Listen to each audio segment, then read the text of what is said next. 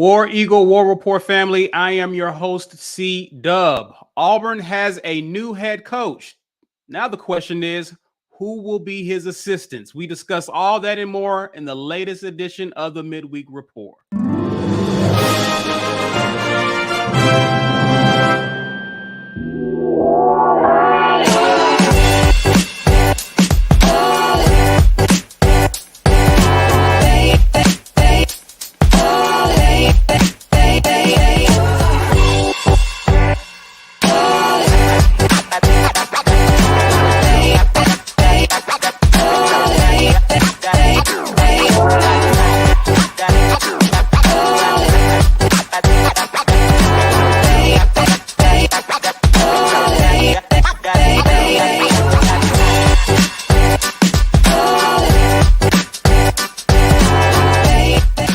War Eagle, everyone. War Eagle, happy Wednesday.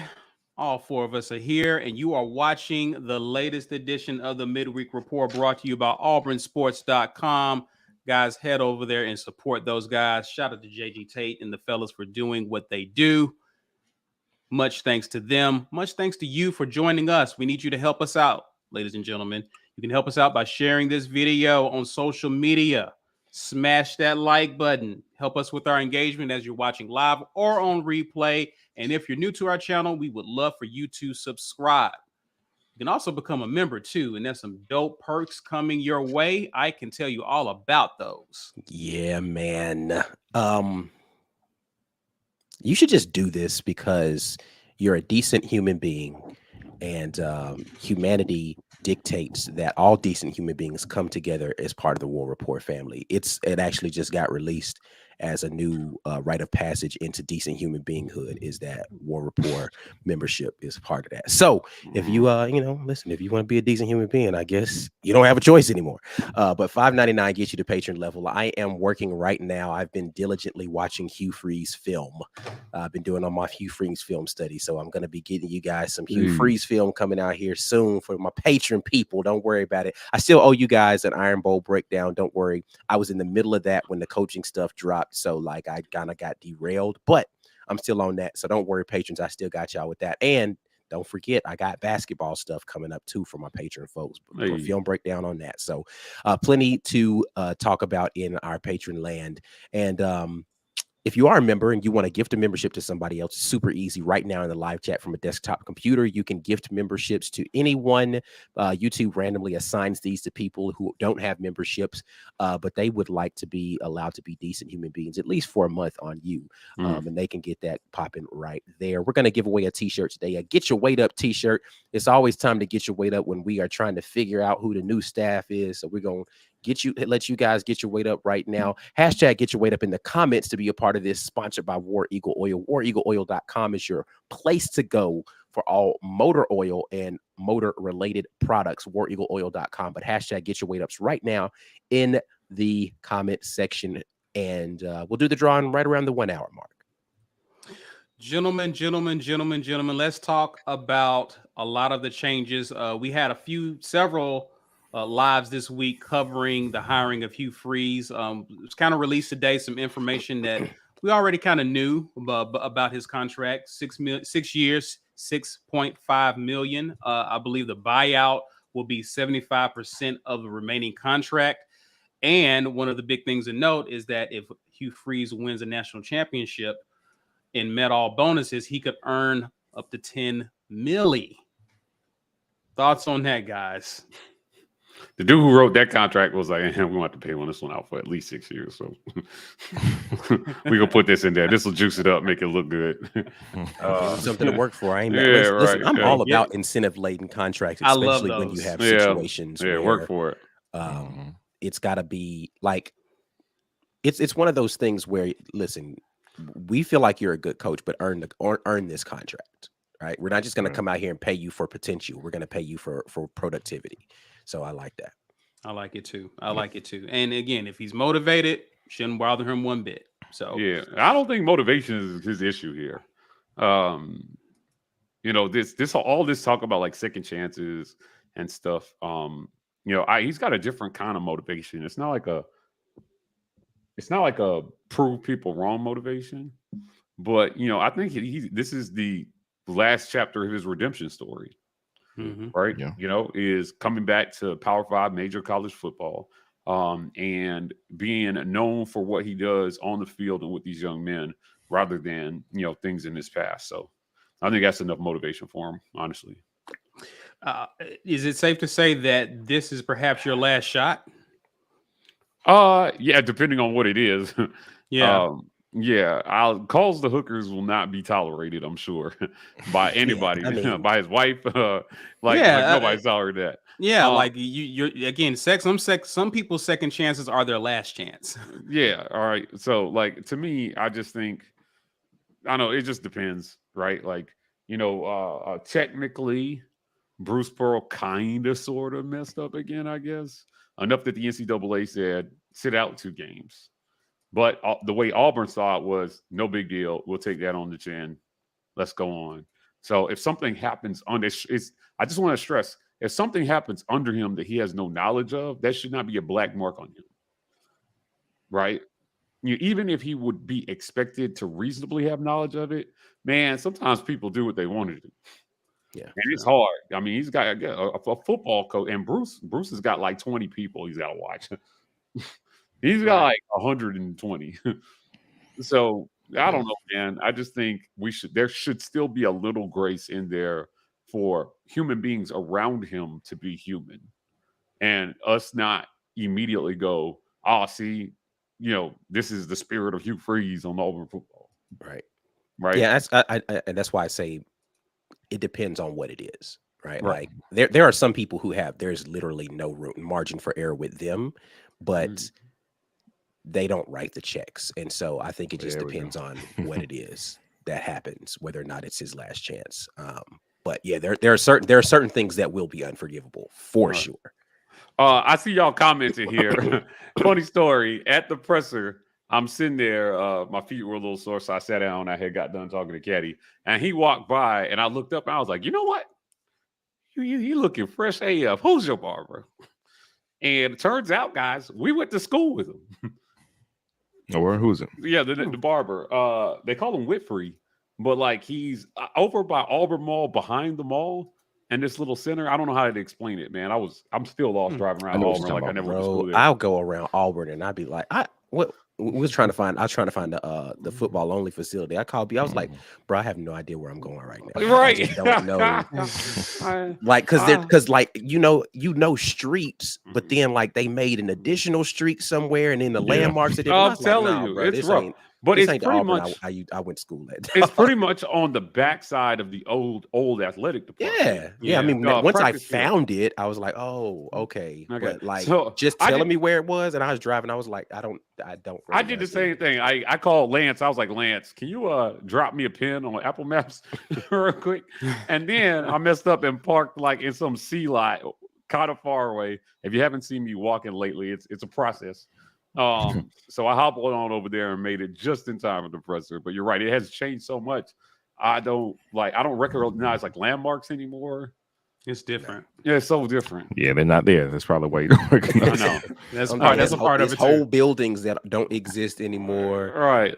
New buildings in their place. It's just like, man, what is this? When we were at the Georgia game, that athletic dorm that they put like right behind the baseball field. The baseball field. Yeah, I was like, I'm pretty sure this wasn't here, right? Like, am I tripping? But that definitely wasn't there when we were. I remember when they made the announcement for that building like some years ago, and just to see it there now, it's like that's one of the older buildings now. That's crazy. All right, yeah, but go see my man.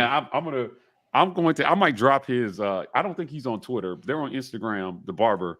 But support our community, and I'll drop it on Twitter for you guys if you follow me. So that you can go support him if you're in town. He was really gracious to get me in on a busy day. Like he said, come by 45 minutes. I got you. I was like, word. I'm out here looking like Raggedy Andy. You got to help me. Well, the cut did look very nice. I saw with the crisp line there. Yeah. Well done. Listen, let's get to people. People didn't come to hear about that lineup. They want to hear about this coaching situation. It was announced today that few coaches have been let go. Jimmy Brumbaugh defensive line coach, defensive coordinator Jeff Schmedding, Will Friend, Coach Ike Hilliard. That one was a tough one for me. And edge coach Rock Bellatani, that was a tough one too, just because of how well he was doing on the recruiting trail as well. Gentlemen, just initial thoughts. We knew that there were going to be some casualties, and it happens with every coaching change. People who are favorites of fans. What are your thoughts? I'll start with you, Ike. I mean, this was to be expected that people were going to be let go. I mean, we all had people who we hoped would still be a part of this staff. I think the one that is initially the most surprising is probably Zach Etheridge right now, right? Zach Etheridge is going to have an opportunity apparently to interview with whoever the new defensive coordinator is. He's the one that I thought was probably most likely to still be retained from the staff. The rest of the guys were just kind of like, oh, they're good. I hope they stay. But not super surprised. But this is when we started talking about this coaching search. This is one of the first things that I started screaming is you can't saddle a new coach with your old coaches. If you're going to give them autonomy, you have to let them hire their own staff. Right. And so, him being willing, but he said he wanted that from the beginning. I think Hugh Freeze is smart enough to know that would have been a dumb move. And for all of the dumb things that we feel like Hugh Freeze has done, he read that room well to say, hey, all right, I can't walk in this door and get rid of this guy. So I'm going to find some space for him on this staff. We're going to make that work. And he's smart enough to understand you got to have somebody who knows the lay of the land. Somebody needs to be, listen, I don't know everything about this particular job. I know how to be a head coach. I don't know Auburn in the ins and outs the way that this man would. I'm going to keep him, and he's going to be that glue guy. So, we'll see where it goes going forward, but not completely surprised by any of this. No. There's also a belief that I had, or a thought that I had. I want to say a belief. There was a thought I had about Ike Hilliard that it's a strong possibility he could end up going back to the NFL anyway. Am I alone in that thought? And I'm not saying that is why he got let go, but I always felt like his time in college ball would be limited anyway, and that he want to go back to the pros. I mean, I always think when a college pro guy steps down to college, you're stepping down into a world that's going to be busier. You're going to be on the road recruiting. You're going to have to talk to a whole bunch of different people all the time. You're going to have to do some press when in the pros, very rarely do assistant coaches do press. But I think when guys make that transition, they understand what that is, and they want something different than what they've had. So with that being said, I don't think Ike Hilliard stepped down here without expecting to be here for a little while, because I mean, why would you leave in the NFL if you want to go back to the NFL? In the case of, I'm trying to think, the only person who did it and then went back, Pete Carroll, but he actually got fired from the NFL. He got fired after coaching the Patriots. They weren't that good. Came back, got it going with USC. It's like, look, I can do this football thing, and then parlay that into another full-time gig on the NFL level. Who? Yeah, but say Tracy Rocker. That's true too. But as a position coach, but it was also well known that he wasn't that big on recruiting. So again, that's some of the plus minus with the NFL guys. So I always assume, like with Nick Eason, when he came down, but he was fire and energy and go, which is what you need in college, coaching young kids and to have that energy to be on the road. I don't think Ike Hilliard would have stepped down if he didn't plan to stay. I wasn't worried about losing him to the NFL, but I hate to. I'm wondering, are we trying to hold on to Ike Hilliard? Because how long has it been since we've seen a wide receiver coach here where it looked like talent improved, effort improved, recruiting improved?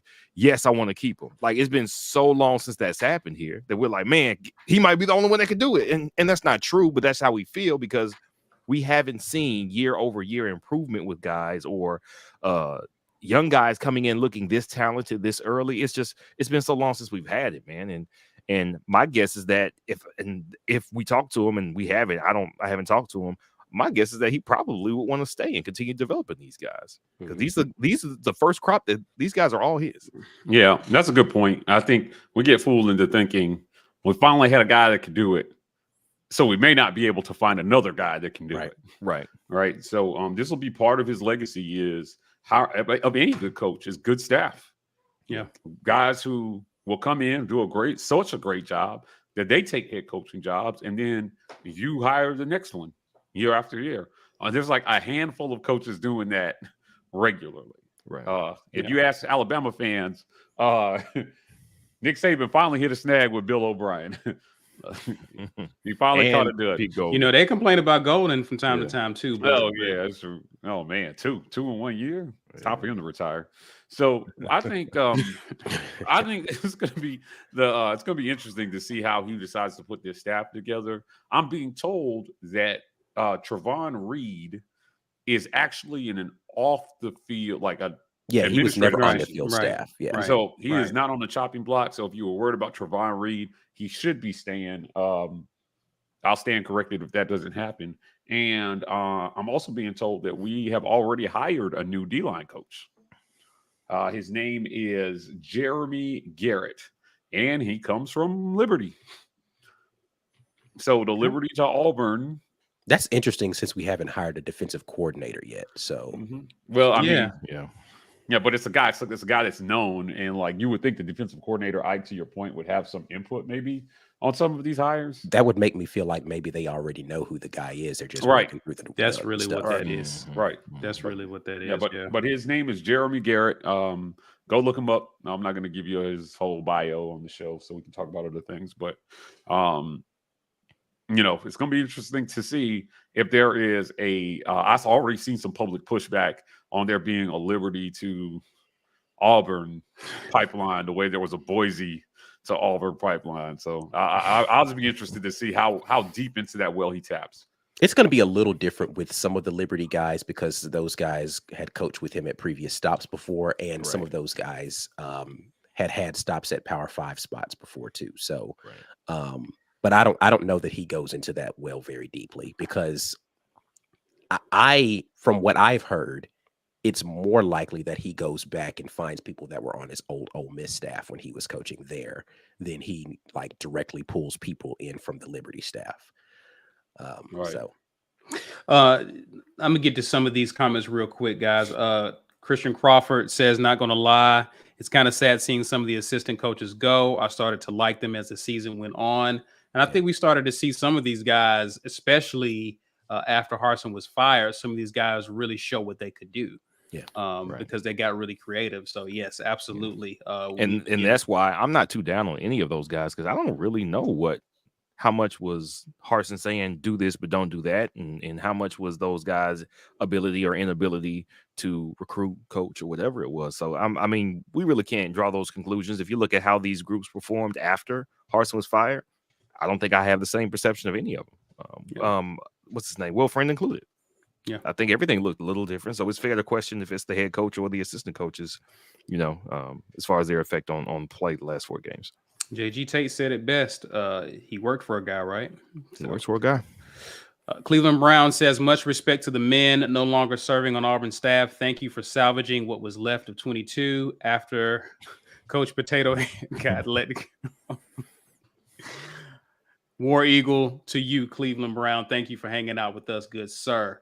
Also, Christian says, if Cadillac became head coach, we would have been able to keep some of those Auburn men who got fired today.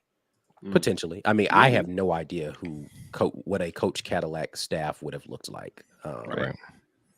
I do this is a good question from Tony Baker. He says, please tell me Kendall Simmons was kept on staff. I would have to assume that he's in an off the field role, technically. Was that his original role, right? That was his original role, was off. He was an off the field analyst, and he became a coach during this transition. So my assumption is he would go back to being an off the field analyst, because he's been an off the field analyst through 2 coaching administrations as well. Because I think he was one under Malzahn as well. I think. Yeah, I have no idea what the support staff situation is. I think again, I think a lot of that situation is still being ironed out. And that is honestly where you could see some Liberty people come over in a support capacity, right? They might not get on the field positions, but they might be able to keep similar salaries, but move over to Auburn in an off the field capacity. So I have no idea what the situation with any of that stuff is. All right. I'm gonna go through some supers here, gentlemen. Cody Smith says, look, it's either Joe Brady or Brian Johnson as offensive coordinator. Listen, guys, I don't think these so. last 2 months, I have suffered. I have suffered and sacrificed all for Joe Brady to be the next. I said, God, take everything. Take me away. Just give me Joe Brady as offensive coordinator, and life will be good for my brothers and sisters still here. This is going to be amazing. This will be an amazing hire if he brings in Joe Brady. And Mike is back, so we're not getting Joe Brady. Right. God said denied. God says, like, I'm gonna send this request to spam. File 13.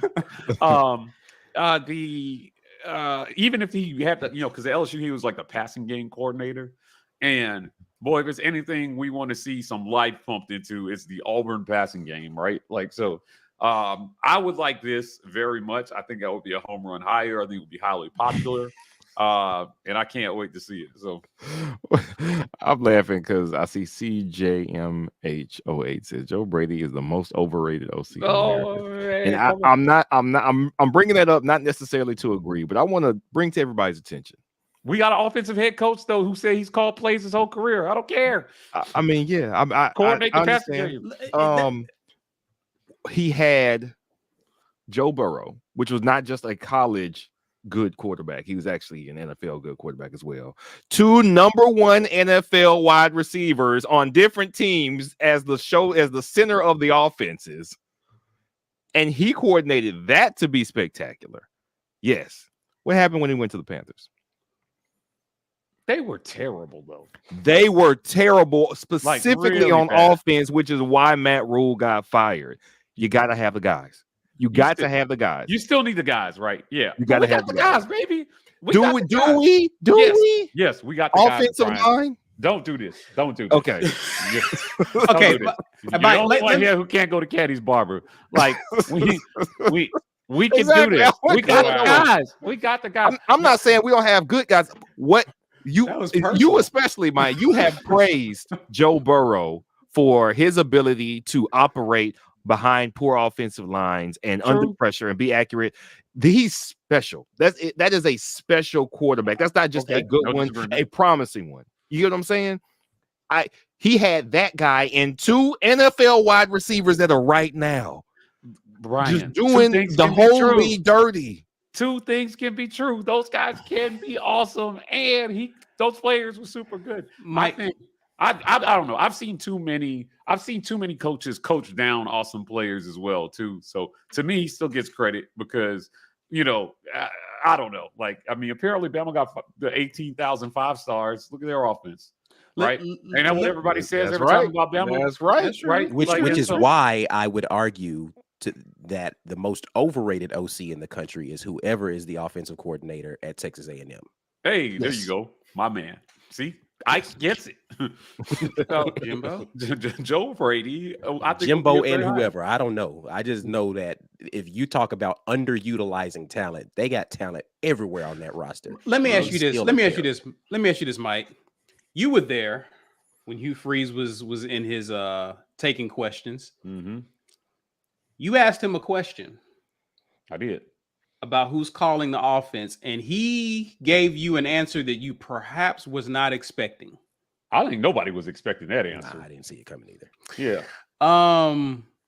What do you make of that? Do you even believe that? I thought it was an interesting answer. I think that maybe at this point in his career, he understands that there are a lot of moving parts to operating a Power 5 program. And you have to be able to focus on certain things. So there may be a little bit more delegation of the offense, but he's going to have his hand in it heavily, right? And, I've said this before. The most disappointing thing about the last staff was we had an offensive head coach, supposedly. He was an O coordinator. He called plays at Boise. He was a quarterback in college. And we had no offensive identity. Yeah. So we've got to have offensive identity. That's why, again, I would like the Joe Brady hire, because I think at the end of the day, this is going to be Hugh Freeze's offense. But he admitted openly, listen, man, the game evolves, and there's some guys that we've seen on tape I think can improve on what I do. I maybe could improve on what they do. I love the spirit of collaboration that he was projecting in his answer to that. Not of my way or the highway. Let me bring somebody in here who maybe doesn't think like me. Mm-hmm. That's potentially somebody who can do some damage. Right? It's not like I got this plan and we're going to do this plan. It's going to be successful. It's like, no, actually, I'm not going to bring in not just like minds, but great minds who think differently so we can have every angle covered. Come on, man. Joe Brady. Oh, Lord. You will, Joe I Brady promise. didn't even call plays, right? I know. That's what I'm saying. It doesn't matter. Just go. He can help mix up the passing game, just like he did at LSU, and then Hugh could just do his thing. Well, here's the other side of that. If what you need is a more dynamic passing game, then I get Joe Brady. But I don't think that's not where Hugh Freeze's offensive struggle. Honestly, he's made quarterbacks look better than they are. I'm thinking about Bo Wallace. Mm-hmm. I'm thinking about Chad Kelly. I don't know that he made Malik Willis look better. I think he just kind of unlocked them. But who was the guy that was there? He ran fast. He was kind of average height. He transferred to Michigan, and then he did almost nothing. Shea Patterson. Now, I think Hugh Freeze had left, but that was his recruit, and they were still pretty much running Hugh Freeze's offense in the couple of years when Matt Luke was the head coach.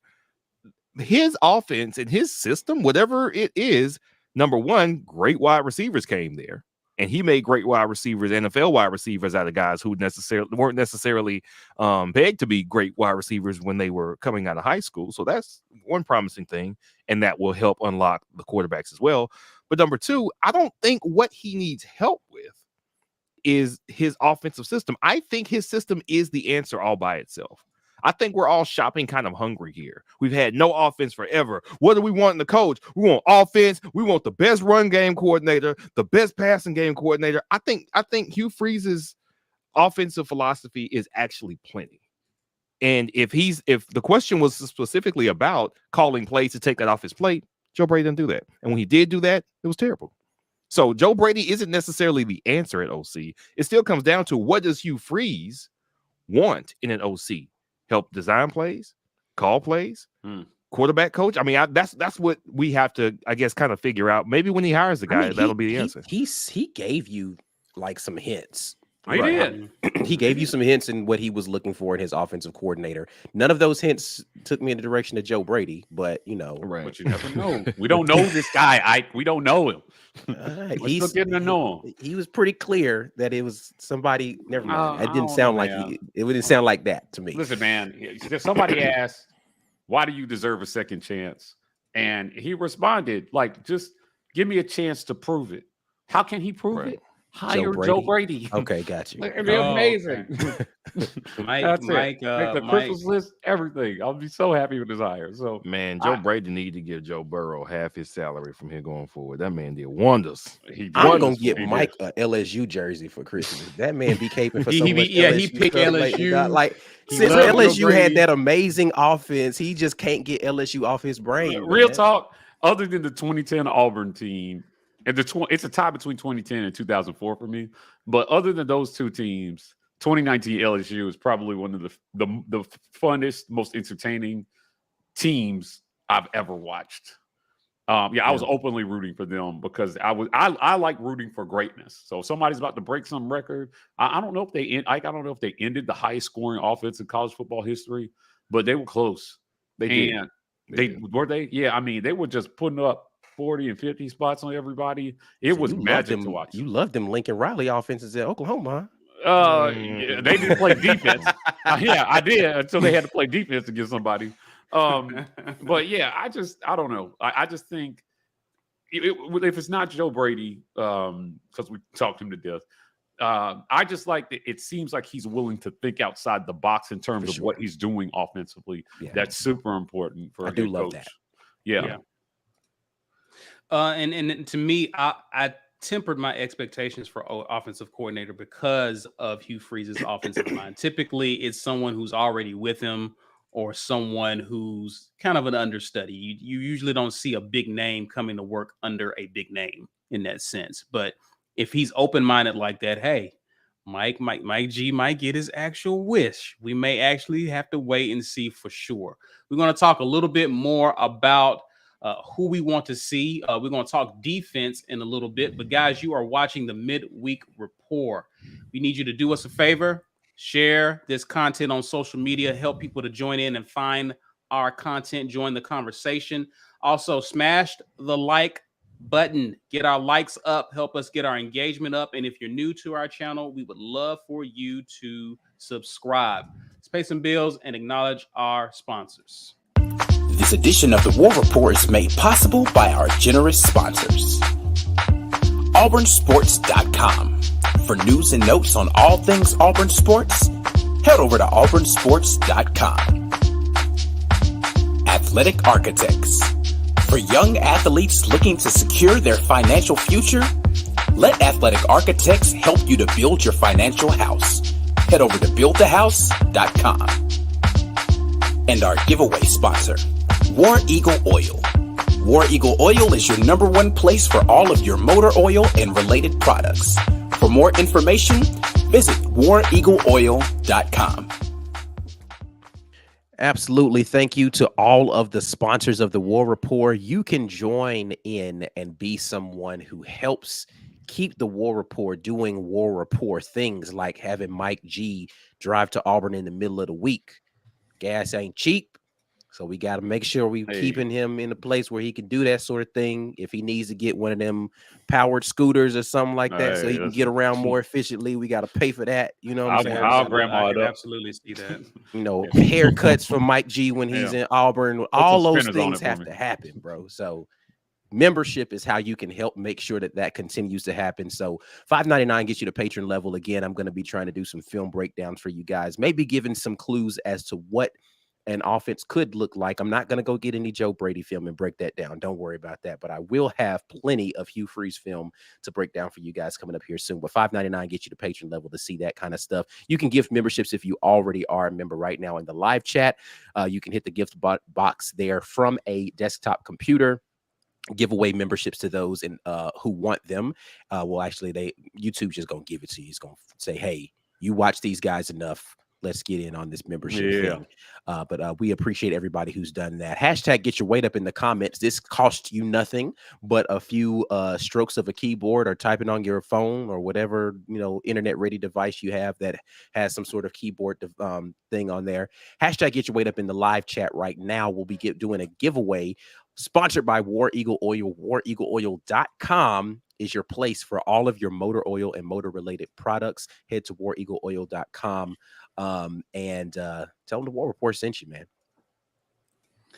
All right, gentlemen, I'm gonna grab some supers here. We got some questions, some points people have made. AU Camel says, I haven't been very decent the last few days. My panties were in a wad over the hire, but I got it all out. Your panties, or you got your feelings out? I'm not sure. Moving on. War Eagle. Yeah, I mean, this is where I think a lot of people need to get. It's time to move forward. I understand some people are boycotting, and that's certainly you're right. We're going to continue to cover the program, and find reasons to be positive about positive things that are happening. So hopefully, Auburn football gives us some positive things to talk about. But I appreciate this comment. The same as well, and I'm glad. Listen, it can be therapeutic to get your feelings out. Now that you've settled down, let's get back to loving on Auburn. Right. Zach asks, or he says, Matt Luke. Now, I've been seeing a lot of Matt Luke comments. That's the one. That's the one. Offensive line. Well, he's retired, right? He is. He resigned from his position at Georgia. I don't know if that was like fully retirement or if he was just like, hey, man, I need a break. So I don't know if it was I'm done forever or I'm done for right now. Maybe it was one of those. Or 10-4 hat. Yeah. You gave him a call mid-season and said, hey, they're going to be in the playoff for a long time. Yeah. I'm going to be building this staff out early December. You need to go ahead and get off the boat. I mentioned this on our on one of our shows. Yeah. I'm just saying. I 100% believe, with no outside or inside information, I believe Hugh Freeze knew he had a good chance at this job way before they asked him after the Arkansas game, "Do you want the Auburn job?" Before. Yeah, I mean, he could have pulled a Derek Mason. Hey man, I need a minute, bro. Right. Just to just gonna take some time off, and Yeah. then just go around the corner and go put on another uniform. This would be major for me. Joe Brady, that's Mike G's hire. Matt Luke that's the hire for me. This is the one right here on offense for sure. Don L says, are you surprised they may keep the linebacker coach after the linebacker play this year, or does Freeze believe the linebacker play was due to another issue? I'll tell you what, there were some coaches that showed up to the introductory presser. I noted them. Christian Robinson was one of them. I'm a little surprised at this. I think linebacker play has underwhelmed this year. But possibly during his interview, when they reviewed everything, to Don's point, maybe they're like, okay, maybe it's not you. I'm sure maybe he even got some feedback from the players themselves. And, this is a little bit of they haven't announced this one officially, but yet I don't think. But it's for it to be under consideration, I think says something about him. Certainly. Yeah, because and I think he's one of those guys that's I think being given an opportunity to interview with the new staff. Yeah. Right. So Auburn Dad for life. Good to have you here, sir. Appreciate the super chat. He says, off topic, but do you realize the last 3 head coaches of Auburn also were head coaches at Arkansas State? Yes. Yeah. Very much aware of that. People on Twitter won't let you forget this, actually. No, they will not. Bama fans won't either. Bama fans won't either. Cody Smith says, defensive coordinator, it's T. Will or Pruitt. That simple or damn. Somebody just mentioned in the chat, I don't know how true it is, that Pruitt was actually, if he came back to college, he was going to have a couple of years to sit out because show clause. Because that's why he went to the pros. I think he went to be like an assistant coach for the Jets. Does it matter? Like, he's got to actually not have a job? Is that how that show cause works? Okay.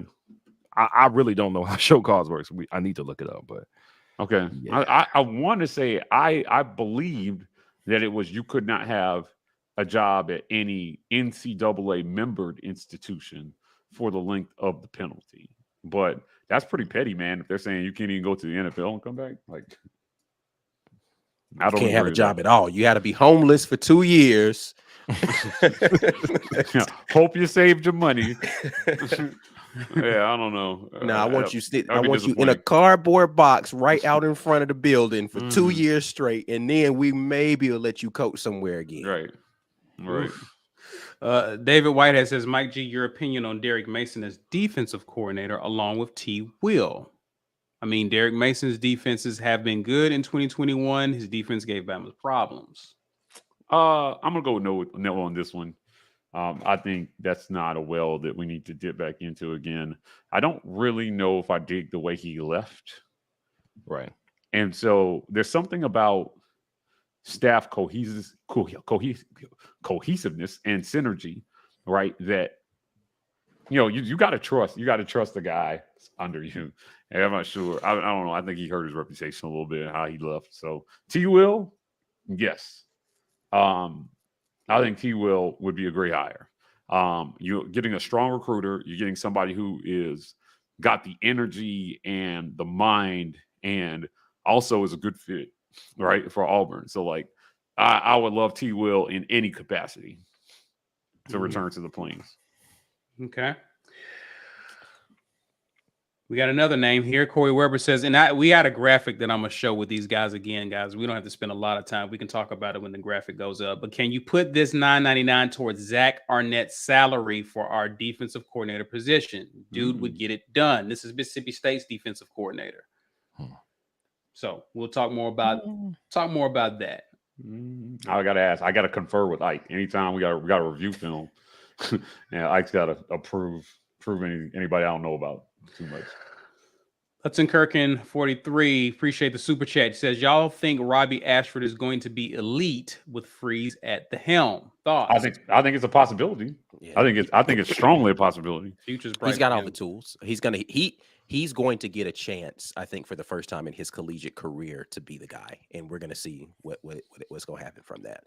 Right. Like starting from the beginning of camp, him being here already, he'll get a legit shot at being the QB1, and so he's got to go out there and earn it in the offseason. Because I remind you, just because he's the incumbent does not mean he's going to be the starter, because they will definitely make sure they have the right guy starting. That's facts. Every single year, they're trying to upgrade every position. That's facts. How does Calzada factor into this, gentlemen? I don't know. I don't know. I can't wait to see what he's going to do. Yeah. I mean, listen, there were maybe 2 players. There was a guy there that looked like he was a player, but I wasn't sure. But Robbie was there at the press conference. And, if you watched any interviews he did, he talked about, hell, I'm here. I'm with you, coach. Let's go. Let's ride. Let's get to work. And, Hugh Freeze, he was one of the first players to speak out about this hire, on social media. So I don't know. Like, I think he has all the tools to be elite. Whether a player will actually be elite, there's a lot of unknowns. Yeah. Can he get healthy and stay healthy? Right. He played the whole season with an AC joint sprain on his throwing shoulder. But he demonstrated some elite behavior and played through it. Made some pretty good throws for a guy with AC joint sprain. So, yeah. Cam says Robbie and Hugh season. He's already bought in. War Eagle to you, Cam. David says, what do y'all think about Jeff Collins as DC? And I think that's the former head coach of Georgia Tech who got fired early this season. Yes. I don't know much about his I don't know much about coaching his record before defense. Georgia Tech. Ike has not reviewed the film yet, so we will have no comment on this until. Listen, I'm not reviewing potential folks' film. I'm only reviewing people once they get hired.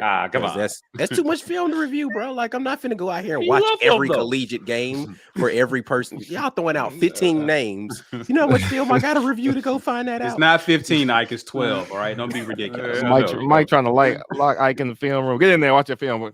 Don't come out of here. Throw some little Debbies in there. Little Debbie's. Just going on. Hey. How's the passing game look? Is it good? We're gonna be able to talk about it? All right, yeah, good. Keep going. It's a Twinkie. Do y'all remember Star Crunches?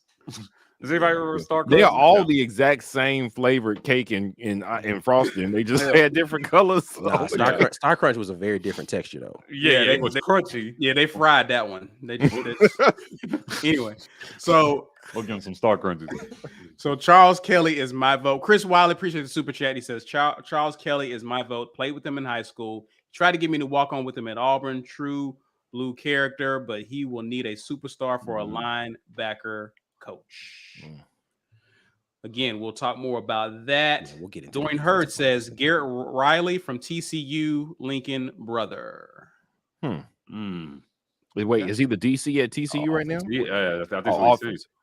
Because defensively, TCU is killing it right now. I was going to say. Let's look at it. Don't let me be wrong. Let's look it up. Yeah. So here's a list of people. You can look that up, Ike. Here's a list of people that I threw. No, he's currently the offensive coordinator of TCU. Offensive coordinator. Gotcha. So here's some names that just threw out that I heard. I'm not even saying that I want some of these guys, but just from what I'm hearing, apparently Hugh has a relationship with one of these guys in here. You'll see who it is in a minute. But here are some potential defensive coordinator hires. Of course, we've already talked about Travis Williams. Mike G, you've made it very clear how you feel about him. A lot of people have talked about Charles Kelly, who played at Auburn, who's currently coaching on Alabama staff, who's known as a serious recruiter. I'm curious to see how serious of a look he gets. Corey mentioned Zach Arnett, who is Mississippi State's defensive coordinator. Put together some pretty decent defenses over there. I like some of the things he's been doing with them. Barry Odom. Now, Barry Odom and I think Hugh Freeze kind of know each other there. They got a sort of relationship. So that's a possibility. I haven't been uber impressed with him since he's been in Arkansas, but he is a name that I've heard made mention. Of course, not pictured. You got guys like Travaris Robinson. who's at Alabama. I would love that. That's another name to keep in mind. So these are some of the guys mentioned. Just guys, your thoughts about the defensive coordinator and what do you think Hugh Freeze is looking for? Because what's so interesting about Hugh Freeze is even though he's an offensive guy, wherever he's gone, he's had good defenses. Right. So it's not like he's had to outscore or get in shootouts to win games. He actually has defenses that can allow him to get away from opponents. So thoughts on the defensive coordinator. Who do you like? Who would you like to see? What do you think is a realistic shot for Auburn? T-Will would just be such a slam dunk. Yeah. I mean, you still have players on this team that were coached by him. So I think it would be a slam dunk to bring him back. Personally, I'm okay with Barry Odom. Which I think it's a pretty solid list of candidates for the DC job, right? But I don't know, I'm remembering the Land Shark defense and them running around doing this after every sack. And if they can produce that kind of energy on defense, lack of a pass rush has been something that has plagued Auburn at times, right? Where we'll get a bunch of sacks, and in the next game they seemingly can't get pressure on anybody. Forgive me. Did we sack the Western Kentucky quarterback at all? Did we get a single sack in that game? I don't even. Well, they specifically played back to play coverage most of the time. But they may have gotten them to him once, but we weren't like pressuring them a whole lot. No. Yeah, it felt like there was not a whole lot of pressure. When you play these lessons, they didn't sack Bryce Young. Yeah, right. I mean, we have to. Our D line has to start to dominate other offensive lines. So exotic blitz, mixing things up with blitzes and throwing something different defensive looks to confuse some of these opposing quarterbacks. At times, it seems like we'll make an average quarterback look like Peyton Manning. And I think this is a solid list of guys who will be competent and at least turn in a competent looking defense. But time will tell. You're talking about he already decided to keep Cadillac. If he wanted to score some more points with the fan base and make a great hire, bring in T-Will. Bring in T-Will. So we heard from Mike. B. Will, what do you think about the list of defensive coordinators that has been thrown out there? What are your thoughts? Who do you like? What's realistic? I honestly think it's really hard to tell how good any of these guys are because everywhere, if you have some glaring deficiencies at a particular position, it's going to look bad. If you take what we looked like last year, if you take Zacoby McClain off of our 2021 team, does that defense look as good? Now, as Mason is getting mentioned as maybe he comes back because the defense was actually good last year. Yeah, but we had a stud middle linebacker and another very experienced one in Wooten. I think it was more personnel than anything else. Now, this year, Brian Harsin left. Different guys got on the field. Some other guys in the secondary got put in different positions. And then we look better all over the defense. It's really hard to say how much this defensive coordinator's scheme is bad or the players running the scheme are bad. That this defensive coordinator doesn't know how to coach up these guys or that the guys who need to be on the field for this scheme actually aren't even there. And it's not the defensive coordinator's fault. I can't tell as somebody who just watches these teams passively, just looking at a good game, getting ready to see what I think about them before Auburn plays them. I can't tell you, man, I know Arkansas's defense sucked, but I also think Arkansas's defensive players sucked. I have no idea. They were like, there was a guy, I think he was either a defensive end or a safety, and he got hurt last year and their defense went downhill. And he got hurt this year and their defense went downhill. That may have been their Zacoby McClain. That may be the difference between Barry Odom looking good for the last 2 seasons and looking mediocre for the last 2 seasons. I can't tell. We just have to trust, like you said, see, Hugh Freeze has had good defenses when he's been competitive. So an offensive guy should be able to identify a very good defensive coordinator. I always think about it like, if I was an offensive guy, who gives me fits? Who scares the hell out of me? Who do I like how they think? Who countered me with something in game that I was like, damn, that was genius. Mm-hmm. And that's who you go get. Is that why Nick Saban wanted to hire Hugh Freeze as offensive coordinator? Probably so. Listen, man, probably so. He understands the man knows how to coordinate offenses. Like it's not, I don't think it's a secret that Hugh Freeze knows what he's doing with offenses. For sure. Right. Yeah. So I mean, it's hard. Do I have an idea of where we're leaning? Who knows where Hugh Freeze is leaning because of his record with defenses with teams he's been competitive with. I say there's no reason not to just trust him. Who would I like to see? I've got no arguments against any of those guys. I like the idea of Charles Kelly because I know he was a defensive coordinator down there at Florida State when I think Jeremy Pruitt was the DC when they won the ship in 2013, if I'm not mistaken. Charles Kelly was on that staff after Jeremy Pruitt left. I think he went over to Bama the season or two after that. Charles Kelly put together some great defenses at Florida State, recruited some outstanding players, big names in the NFL right now. He was actually Will Anderson's lead recruiter. That's on record at Alabama. I think he would be a very good name, one who has not been tread here before, but he has enough experience being everywhere, including the state of Florida and the state of Alabama, that's somebody you want as a recruiter. And I think he's probably a better recruiter than Odom or Arnett. Not better recruiter than T. Will, but I see some people saying, T. Will hadn't been a big game defensive coordinator. I don't know how much that matters. I think if you get the right talent here and the scheme agrees, they're doing what they're supposed to do on offense, unlike UCF where they're hanging him out to dry every other game, then it won't matter that he's never done it before. It will look really good when the other side's putting up points and you holding people to 17. That felt like gut shade, didn't it? Always. Yeah, always, my boy. Always. When no felt like Navy, man. Navy. It was slick. Hey. I agree with B. Like, who's done it until they've done it? And this is a natural, I think this is a natural step. Like, it's not like you're bringing him in to be the head coach. He's been a linebacker coach here. Mm-hmm. He's gotten now experience calling and running a defense for a couple of years at a different level. They look really good at times as well. Yeah, too. I don't think that that's a bad hire to bring T. Will up, especially considering the fact that there's a few things, and B will already highlighted these things when it comes to the performance of a defense that are not just on the coordinator.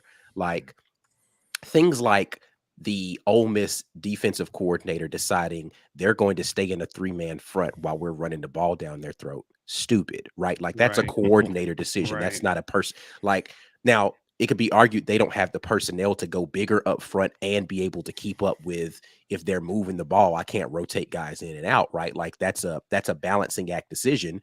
But I mean, he went and repeated the same mistake again against other teams and got the ball ran down his throat. So it's like, okay, you made no adjustments to this. You're just going to stick with the fact that we're going to play bad defense against the run. Got it. No, you can't be hired, right? So like, that's a coordinator decision. Some of the stuff, right, with T. Will's situation, some of it's talent, right? Like UCF might not have the best talent. I don't know what their talent pool is like at UCF on defense. So this isn't an assessment of that. But, level of competition is one thing, right? It's whether or not, he's either got the horses to do the stuff that he wants to do, or he's got the resources to go get the horses to do the stuff that he wants to do. There's a lot of things that factor into the success of someone. And a lot of people are made stars by the people who they coach, not by their coaching prowess, right? Mm-hmm. Gus Malzahn became a dynamic name as an offensive coordinator because Cam Newton ran his offense. Right. Now, again, not saying that Gus Malzahn wasn't revolutionary for his time, but people couldn't get that man's name out of their mouth because they saw what he did with Cam Newton. They were like, oh, he could do that again. Then he got Nick Marshall and he did it again. And they were wait. Let's put some respect on Chris Todd's name. Look what he did with Chris Todd even. He did. But that's not what got him to the stratosphere, though. Right. Yeah, here's my problem, though. My problem is that now all of a sudden he's an offensive genius. And it's like, no, he's not actually. Mm-hmm. He's okay at offense. He's not an offensive genius. Or was he for like 4 years? Well, you said it. I love what Ike said. He was an offensive innovator. He innovated the offense one time, and then it was time to innovate again. He did not do that again. Right. And so that's why I don't like the comparisons between him and Hugh Freeze, because one of those guys adapted. The other guy was just like, well, it worked at some point. I know this used to work. And it's like, Grandpa, yeah, I get it. Your grandfather clock that's dinging on the wall, it worked, but that ain't how we doing it no more. Just look at your phone, bro. Calm down. Like, what are we doing? like you still running to the corded phone on the wall Somebody go pick up my phone. It's like, man, you Gus got a phone in Malzahn- your pocket, man. Gus Malzahn had a pocket watch. Man, like, come on, man. What are we doing, bro? We're not doing that no more. That's not how we Pocket do it. watch, a visor, and a sweater vest. He's still trying to go find the 8-track thing in his car, man. It's like, bro, like, man, I'm gonna send you the MP3, man. Calm down. I want to give Gus his credit in this way because, see, you mentioned over the course of 4 years. Actually, 2007 or 6, Arkansas, Darren McFadden, Felix Jones. That was the year. That's when he started. So he did it twice. You're right. He did it then. He innovated. He did it twice. Mhm. You're right. Yep. Good call. Yeah. And then they came out with a new model, and he was like, but this one still works. Really, Nick Saban petty, and he went to the rules committee like, hey, this man's killing me. We got to stop these linemen are downfield. They're moving too fast. And that was it. We can't have time to substitute. We can't sub nobody in. If they sub, we should be able to sub too. It's like you can. Yeah. But do it faster. Right. Anyway. Questions got from Cam. Super chat. Ed. All right, so Hugh Freeze gonna be here, buttoned up. Tigers. No. Hugh Freeze gonna be buttoned up, clean as a whistle because he can't misstep. And then you bring Ed Orgeron. No. Yeah, it's like you might as well invite the NCAA to come set up shop inside the new athletic facility. He gonna be hollering all the mamas. Now that y'all forgiving me. Right. Yep. Ed Orgeron, dog, that's hilarious. But No. has he ever been a coordinator? Has he ever been a coordinator? He was a D-line coach, a head coach, and an interim coach twice. I don't think he's ever been a coordinator. I don't think he's ever been a coordinator. Yeah. Huh. So that's why it would be a big no for me. I just don't think he's ever done that. This is a nightmare. Like this, we already have enough people feeling like there's no morality in Auburn. No. We're not going here twice, bro. Wait, there's more. The new defensive coordinator. No. All right, guys. Sherman Sawyer says, who is out there on the transfer portal on O-line? I mean, I don't know that they've officially got lists up yet. They might, but like there's a lot of they do. I don't know FCS. FCS. There's an account. I retweeted it from the War Report account. I think it's called Farrell Portal. It's a guy named Mike Farrell. He was big on recruiting from Rivals. Yeah, so all he's doing is documenting every time anybody that is a college player, whether it's FCS or FBS, says I'm going to the portal, he retweets it. And so he's keeping track of how many guys from FCS go into the portal, how many guys from FBS go into the portal, how those guys do the next season and what team they came from. From what I've seen, there are some offensive linemen. You'll see it. And he'll also tweet out, hey, this offensive lineman from Harvard has gotten offers from these 4 schools. So there are linemen there. It's never as many linemen as there are quarterbacks, wide receivers, running backs, so on and so forth. But there are some. The thing is, I don't know if they're good or not, and that's what's really hard to tell. You say, oh, well, this guy from this wide receiver from Texas A&M is in the portal. Like, yeah, right. But I don't know. Was he like the 6th wide receiver on the roster? Yeah, I'll answer that for you. Be like, good O linemen aren't really transferring at a high, like they're transferring at the lowest rate of any position, right? Right, because you can still manhandle a guy online on a bad offensive line. You can still stand out. Like, it's one of those things. It's not really that dependent, I think, on how things are going. Like, I mean, I just haven't seen a lot. Think about what high profile offensive line portal transfer have you seen that even comes to mind right now? If I asked you about wide receiver, you could do it. If I asked you about quarterback, you could do it. No, it's going to have to be a diamond in the rough type of find. Right. Yeah. So this is going to be about evaluation. Yep. Right. Who overlooked some kid that's at some small school and kind of like a JUCO pickup. Right. Like the portal, think of the portal, like when it comes to offensive line, like a JUCO pickup. He wasn't like they missed on their evaluation the first time. So he went to, some smaller school, got his weight up, and now it's time to give him a shot at the big boy level. So that, or somebody who's sitting behind somebody else, right? Like if it's a situation where 2 studs came in and one guy won the job out, and he's like, well, I'm not about to sit behind this other dude for 2.5 years. Right. I'm gonna hit the portal. It's like, all right, cool. But still, it may not be a guy who has a ton of on-field experience. Right. Correct. Yeah. It's very rare to get on-field experience at the Power 5 level in the transfer portal. That's almost unheard of. Like, it's so rare. So, fans need to be a chill when it comes to this particular position in the portal.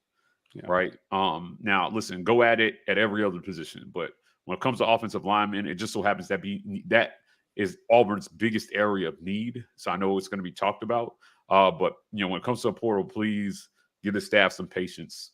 This is probably the hardest position to just have pickups in. It's such a developmental position as well, too. Yeah. Right. Like, a very few offensive linemen come in and are physically ready to play at this level, right out the gate. I mean, when I think about I think maybe Braden Smith did it way back in the day. I can't think of a whole lot. Reese Dismukes, I think, maybe did it. It's like a handful of linemen we've had that have come in as true freshmen and started from day one. Yeah. So it takes time. It takes time to develop. What up, Braden Joyner gonna come in here shaking things up, baby? Let's do it. Looking forward to it, man. He's actually playing in the championships this week, right? Yep. Somebody said Thompson was like whooping Auburn High right now. Oh, really? Is it happening? Oh man, this is championship week, right? It's happening tonight, right now. Yeah. Drake Williams says Wisconsin Harsin live that down, bro. If they get drunk, bro, and be like, man, just get this man out this stadium. Bro. Just don't let another Harsin in this stadium. I know the sins of the fathers should not be cast down to the side. Right? Sheesh. Yeah. Oh man. Ike, what do you know about Wisconsin's defensive coordinator? I've heard really good things about him. Yeah, tell us about the tape. So what I do like is I watched Wisconsin play because I watched them a little bit 2 years ago when we got ready to play Penn State. And I was like, oh, Wisconsin looks nice. So I mean, and then I watched them a little bit last year or this past season, and they still had a good defense. So I'm not mad at that. I think there are people in me and my guy Dukes the Scoop. He and I have a video that's up on our channel right now. He talked a little bit about he might be discontent because he wanted to get the head coaching position when it was vacated and he got passed over, and so there's a possibility that he might be ready to leave town. So it's a maybe, right? Like I don't know how much Hugh Freeze has him on his radar, but he's a good defensive coordinator. He is. And he's on. Go ahead, B. I was going to say for context, Jim Leonard, he played in the NFL as a safety, if I'm not mistaken. He has been the Wisconsin DC for like 5 years or something. He's been there a minute as a second in command, and they still passed him over for Luke Fickell, which honestly, Luke Fickell is a really good prospect, especially for that area in that conference. So I'm not mad at that, but that's why there would be some discontentment. It's not a situation like here where, he's a chosen son, but he's been a position coach for a few years and never been a coordinator directly. No, Jim Leonard was an NFL guy who came straight to DC and then has been a DC for longer than that guy was the coach, I think. And they passed him up. So, and he was interim. So that's why he might be discontented enough to leave. Yep. He's never, and you say he's been there the whole time. So this would be his first time in the South really coaching. So he would have to learn the lay of the land. Right. Mm-hmm. Yep. Yeah. So I mean, it was his dream job and he got passed over for it. So Lawrence Robinson says he mentions T. Will, Jim Leonard again. First, I've mentioned someone mentioned Gary Patterson. Now, Gary Patterson is on staff at Texas, right? I don't know. Where Gary Patterson big money. Yeah. Big money. Is it Texas? He was he TCU's coach? He was TCU's coach for a while. Yeah. Yeah, I think he's at Texas. I remember people mentioning his name for the Auburn job years ago. I think it may have been after Tuberville. Thank you. Yeah. So yeah, he's at Texas. So that's another. Now that I thought this was pretty interesting. Jeremy Sharp says Eric Kiesoff, a defensive coordinator. Hell, he stopped us from scoring all year.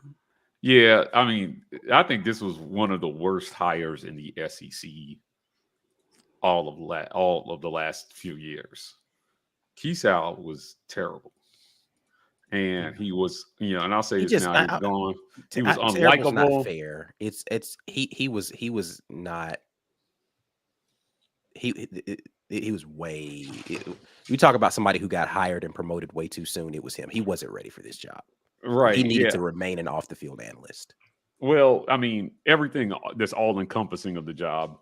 This was a bad hire, and I dare to say that because their plan A, which was Austin Davis, fell through. this is a big part of what cost Harsin his job on the field. We just could not score points. We had no offensive identity. And you and I asked Harsin during our interview with him back in May, like, who's going to call plays? Mm-hmm. He stressed that Keysal was going to call plays. And then at times it just looks like they didn't know what they were doing. They had issues with getting installs in during the week. It just, players getting installs not long enough before practice to actually absorb what was going on and then go through practice. Just some things that were very concerning and very rookie-ish. So Hugh Freeze is an offensive guy. Again, this is why I think you'll see the biggest jump from last year's team to this year's team. Is having somebody who knows how to coordinate an offense, communicate a game plan, and get everybody on the same page during the week in the lead up, in the game prep leading up to game day. It should be worth at least plus 7 to 10 points a game, which, again, might be, there's your 2 more wins that you're looking for there. Yeah. Right. With all things equal. So, I don't know, just my thoughts. All right, guys. Well, we're at the hour mark. We're going to get to this giveaway. We're giving away a Get Your Weight Up tee brought to you by War Eagle Oil. Hashtag Get Your Weight Up in the comments. Ike, take it away, good sir. Hey, look at that. 145 entries. 900 of y'all in here. Yeah, only one person can win. If you left to go pee, then sorry for you, Joshua Palmer. Let us know if you are still here in the comments, and we will get that shirt out to you. You can keep hashtagging Get Your Weight Up, because if Joshua isn't here, then somebody else got to win that tee. So for sure, be on the lookout. For sure. Daniel Owen says, any news behind the Chris Kiffin rumors? That's Lane Kiffin's brother, who's a defensive line coach he's in the NFL. What team? Do you know? The Cleveland Browns, if I'm not mistaken. That sounds about right. Okay. I was going to say Cincinnati, but Cleveland sounds about right. I don't know. Can we just be done with all Kiffins for a little bit? I got Kiffin fatigue. No, just because of his last name. But I don't know. I have not heard this. I've heard the rumors floating around. I don't know if there's. He's a defensive line coach, though. So You're talking about he hasn't been a coordinator at the college level. So again, if we've already hired a defensive line coach, according to what Mike G reported, then I don't know. Maybe he's being considered for a coordinator position. I don't know. But I have no idea. I don't know if it's no clue. But yeah, the defensive line coach apparently has already been secured. There are some coaches that have already been offered jobs for this staff, and you'll hear those names coming out here shortly. Right. Joshua is here. We see you. Congratulations, and that's great too, man. Usually with a crowd this big, usually it takes us a while, or you're just not here. So what you need to do, email us at business@the-war rapport. We need your shirt size, physical address. Congratulations, good sir. Thanks again for supporting and watching. Terry Ogle says, when do y'all expect these hires to be complete? What do you think the time frame? I honestly, my hope is before the portal opens up officially, that we'll have a staff in place, at least the coordinator hires. Whether or not they've negotiated the full staffs, I don't know. But I'm hoping over the next couple of days you'll start seeing announcements, because, again, I think that Hugh Freeze came in with a plan, and he had guys already on the speed dial. Like, hey, as soon as this official, we're going to start making negotiations to get you in here. And so I don't think it's going to take a long time, man, because I think he came in with guys already on his radar that he was going to hire, and some soft commitments from people like, if you get the job, I'm there. Yeah, I agree that Hugh Freeze has been thinking about this for weeks. He made it clear that he would want the job if it was offered to him. And, as somebody who also understands that he's got to hit the ground running. And if we're to believe that he was always the number one choice, as Cohen tried to sell to us during that press conference, I don't know if I'm buying it, but he at least was in strong consideration and mentally had guys that he knew he wanted to work with. He had a list, whether it was official or unofficial. He had a list of guys who he wanted to work with. Yep. Certainly. Right. Because I'll tell you what, outside of keeping Caddy, just look how they went down the list today and was like, so-and-so will not be retained. So-and-so will not be retained. And then on the same day we hear Jimmy Brumbaugh is not going to be retained, we hear that he's already hired another D-line coach.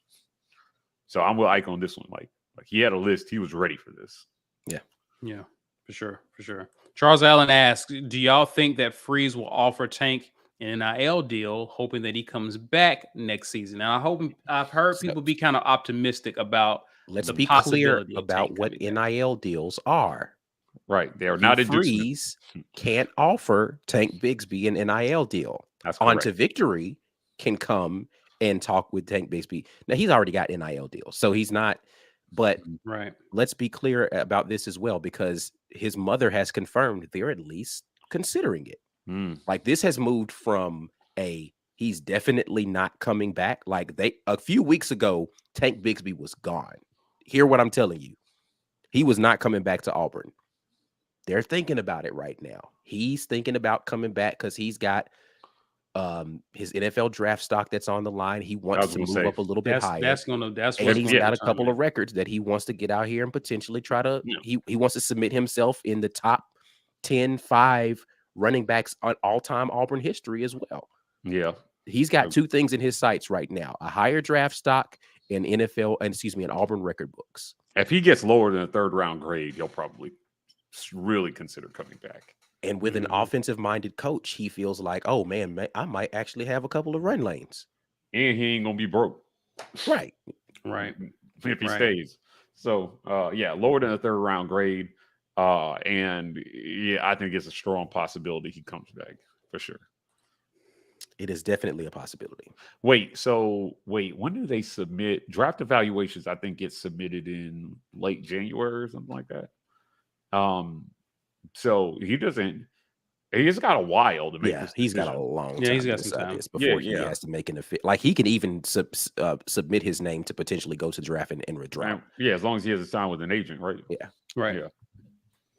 Rage X says, Robbie out of the QB room. Any portal pickups? I don't know what the first part of this means. Robbie out of the QB room. I'm not sure what that is, but he's asking any portal pickups. I mean, I'm outside pretty sure. of Robbie, kind of like outside of Robbie. Are there any other QBs? Listen, it's going to be the interesting thing about this is because we're not doing some funky 2 QB system this year. I think they're going to pick a direction that they want to go with the quarterback and stick with it, which means if they want someone more mobile, i.e. Robbie, I don't know that Holden Garner fits the mold of what is going to be happening in the short. It's difficult that, and God forbid, I'm not wishing that Robbie gets hurt, but God forbid Robbie gets hurt, that you switch to Holden Garner and the offense doesn't look completely different because he can't do that stuff, right? And then you have the whole situation of Zach Calzada, who is way more mobile, I think, than people give him credit. And he's kind of the bridge in between. He's kind of semi-pocket, like he can be a dual threat. So if they're going to go in the direction of dual threat, then you probably do need to go to the portal to try to bolster that room so that you have 2 to 3 guys that could potentially be starters in that room. Right. But I don't know. I don't know what direction they're deciding they're going to go with that position yet. I would say it's likely that they go and bring a transfer quarterback in, though, for sure, because I don't know that we have a freshman signed for this class right now. I think we had the kid out of Miami who committed. He was a recent commit. I think he came during the A&M Auburn game. Okay. I can't think of his name right now. I think people in the chat can tell me. I can actually look it up real quick, actually. And my computer's dragging. So anyway, Ben Bloodworth says, what's the general sense of timeline of position hires? Kind of what we asked or talked about earlier. As soon as humanly possible. Yeah, I mean, unless these guys are coaching in some kind of championship game or something, I would assume there's nothing stopping him from bringing those guys on immediately if they want the job. Yeah. So, unless you're coaching. Wesley Wilson says Keaton Jenkins. Oh, Keon Jenkins. Jenkins is the kid's name. Okay. Keon Jenkins. Oh, wow. Yep. Keon Jenkins. Gotcha. Okay. Okay. Benji says, War Eagle guys, it feels good again, doesn't it? It feels fresh. Yeah. It feels fresh because with every new head coach, there's an infusion of hope. Yep. We get optimism about Yeah. maybe what could potentially. Yeah, Right. So absolutely. I think it does feel good, and especially the way the season was trending. And Caddy came in and gave everybody something to cheer for over the last 4 games. So Auburn fans didn't have to pack it in. They took down Texas A&M. Our team went out and ran for 318 yards on Bama. And then you bring in a new coach. I think that's a lot of positives, all things considered. The way to see for a losing season. Todd Jordan says at Ike, but does that change with all the people that have been reaching out to him? He's referring to all of the plans that he had for people who he wanted to bring in onto his staff. He said he was surprised at some of the names of people who were like, hey, if you got a spot, then it might. I think the only place that changes dramatically is going to be offensive coordinator, though. Like he might have just said, I just go bring in whoever because I'm gonna call the plays, and now he's like, I got the money, I could spend it on the OC, and this guy's really good. But outside of that, I think he has a list of people who he's already, I'm assuming it's a really solid list. I don't know who all the names are, but some of the names I've heard, I was like, oh, that's not bad. Okay. Yeah. Rick says, would have preferred to keep Hilliard, but sounds like he is out. He is. Freeze's comment that Sexton gave him a list of assistants didn't instill confidence. How many fortunes has Sexton made on Auburn? Yeah. So obviously this guy's plugged in. So, he represents so many people. He's got his ears to the ground and knows who's looking to make a jump. Right. Yeah, I think I think that people saying that Sexton gave him a list of things is being taken out of context, as in Sexton's giving him a list of people who he needs to hire. He's just saying, hey, these are guys that are clients of mine that might be looking to move. Here's some people you can consider. And he looks at it, he's like, oh, okay, I didn't think this guy was looking for a job. Right. Like that's different. Yeah. Right. That may be where the surprise is coming from as well, too, Ike. And the people who may seem like they're solid where they're at, but are looking to come in and work under them. For sure. Jeremy Sharp says, if Tank decides to come back, do you guys think we will lose Jeremiah Cobb or any other running back in our stable? It's tough. This is tough. Oh, no, some of the other running backs probably will be gone, but Jeremiah Cobb, I think, will stick at least for a year.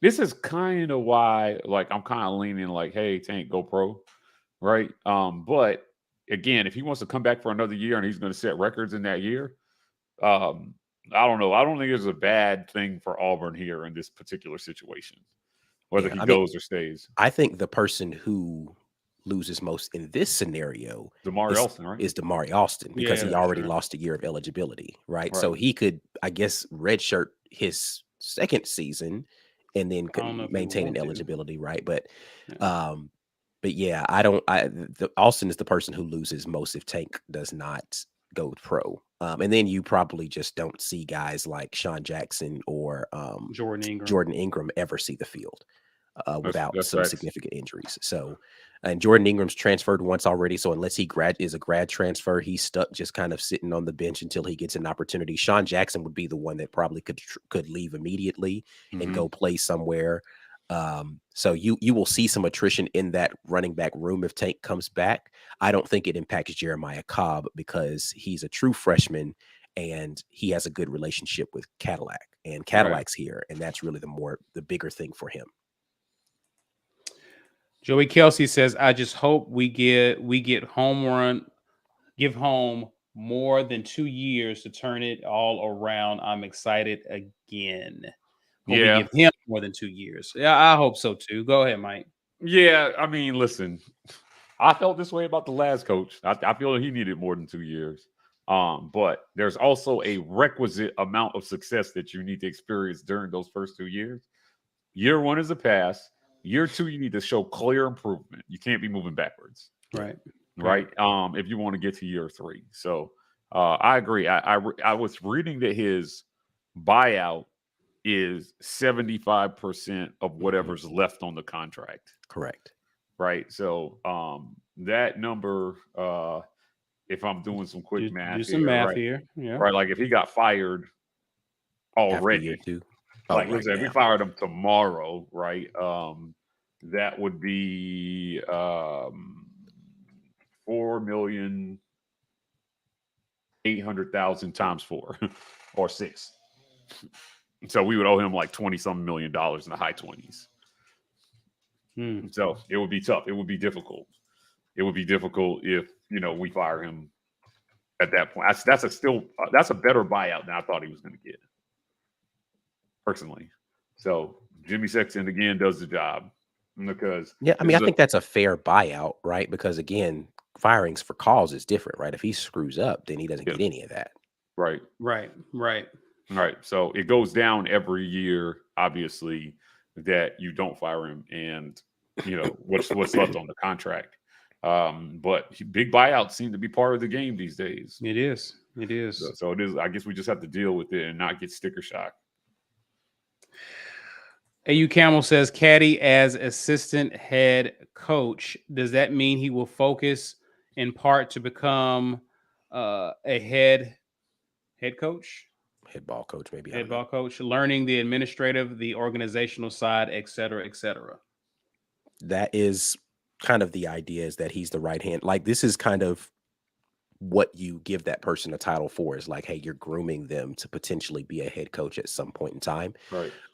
And what's clear is, Cadillac said himself, he interviewed for the position. So he got a taste of it and he was like, okay,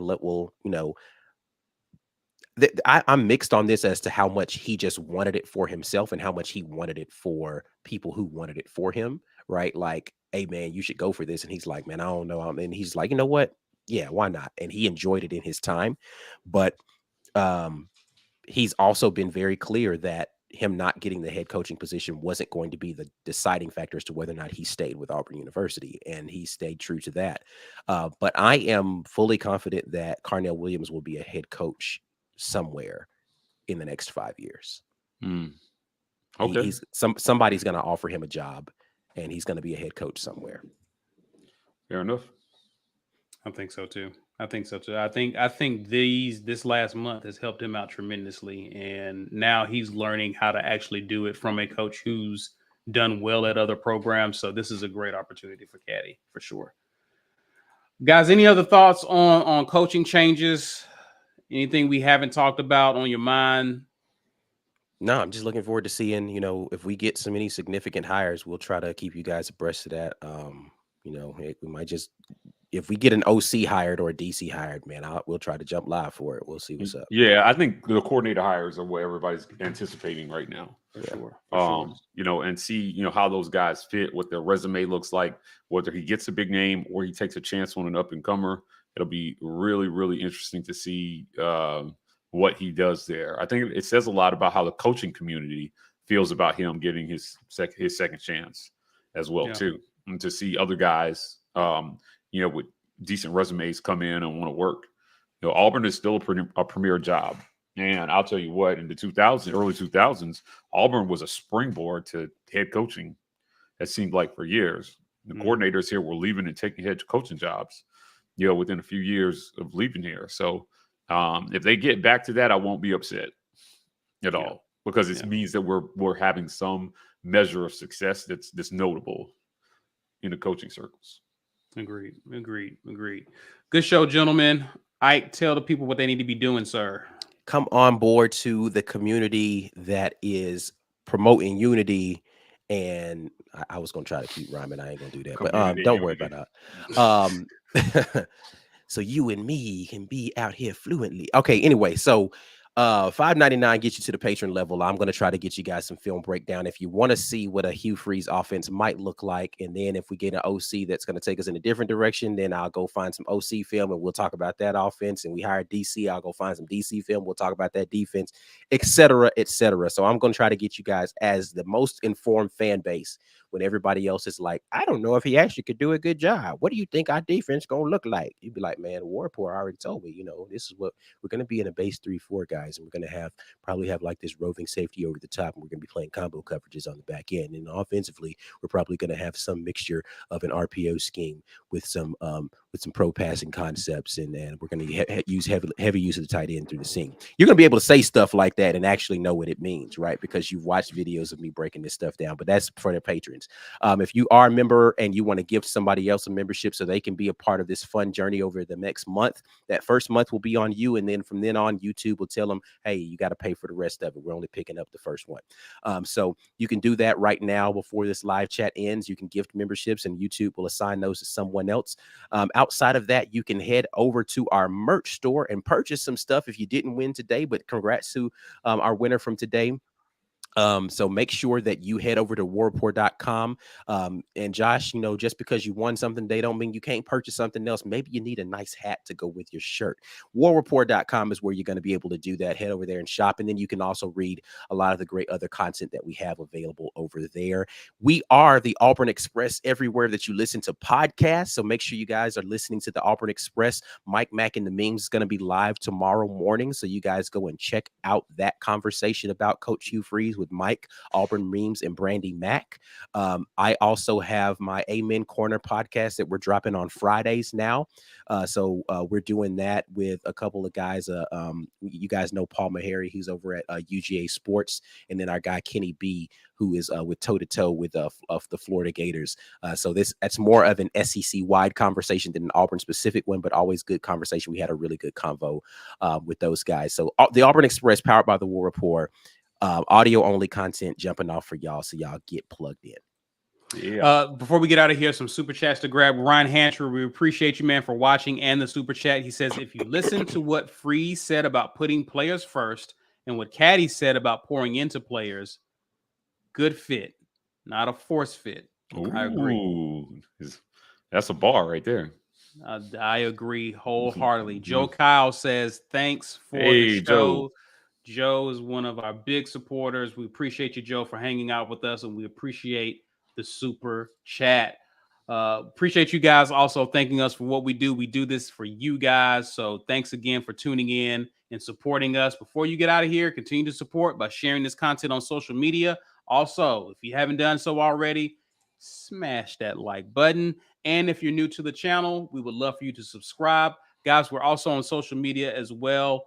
That is Instagram, Twitter. I mentioned Facebook and Twitter already, but we're on Instagram at The War Rapport. We're TW Rapport on TikTok. That's it for now, guys. We'll keep you posted as news breaks throughout this week. Have a great rest of your week. And as always, War Eagle. War Eagle. War Eagle.